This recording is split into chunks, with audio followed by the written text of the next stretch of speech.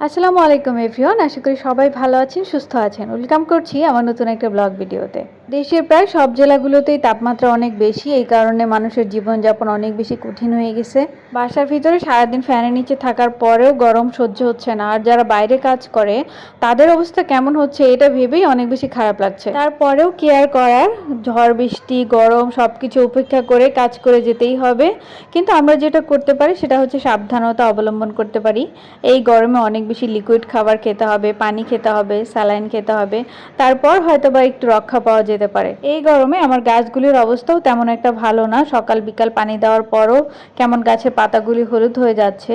যদিও আমি গাছগুলি রেখেছি বারান্দায়, আর বারান্দায় খুব টানা একটা রোদ লাগে, এই কারণে হয়তো বা এই প্রবলেমটা হচ্ছে। তীব্র এই গরমে মানুষজন, গাছপালা, পশু পাখি সবকিছুরই সার্ভাইভ করা অনেক বেশি কষ্ট হয়ে যাচ্ছে। এই গরমের ভিতরেও আমি গতকালকে আমার হাজব্যান্ডের সাথে একটু টেকনাফে গিয়েছিলাম, তাও আবার বাইকে করে।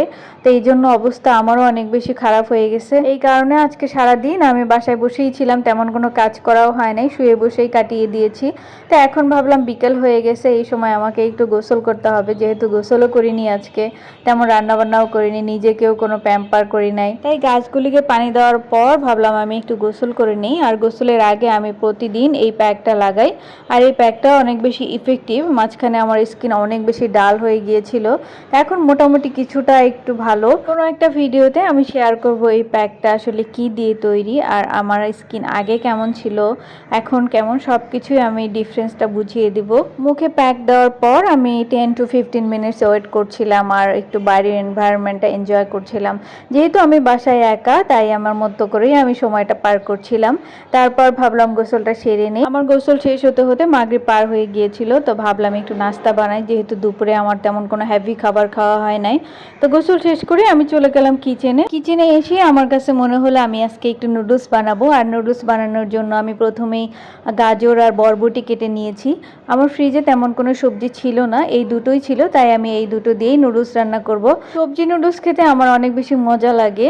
আর নুডলস রান্না করার জন্য প্রথমে আমি এগুলিকে একটু হালকা সেদ্ধ করে নিয়েছি, তারপর পেঁয়াজ মরিচ কেটে কড়াইতে তেল দিয়ে এটাকে একটু প্রথমে ফ্রাই করে নিব। কড়াইতে তেল, পেঁয়াজ, কাঁচামরিচ দেওয়ার পর আমার কাছে মনে হয়েছে যে আমি ডিম আনতে ভুলে গেছি। তারপর দ্রুত গিয়ে আমি ফ্রিজ থেকে ডিম নিয়ে আসি। একবার ডিম নিয়ে আসার পর মনে হচ্ছিল যে আমি butter, tomato sauce, soya sauce এগুলি কিছুই আনি নাই। পরের বার গিয়ে আবার এগুলো নিয়ে আসছি।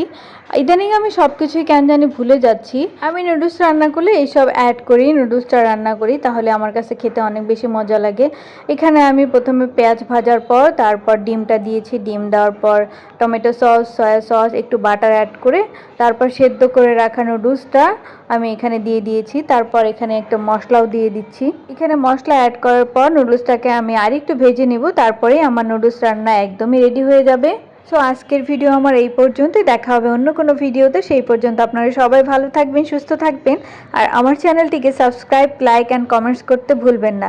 আসসালামু আলাইকুম, আল্লাহ হাফেজ।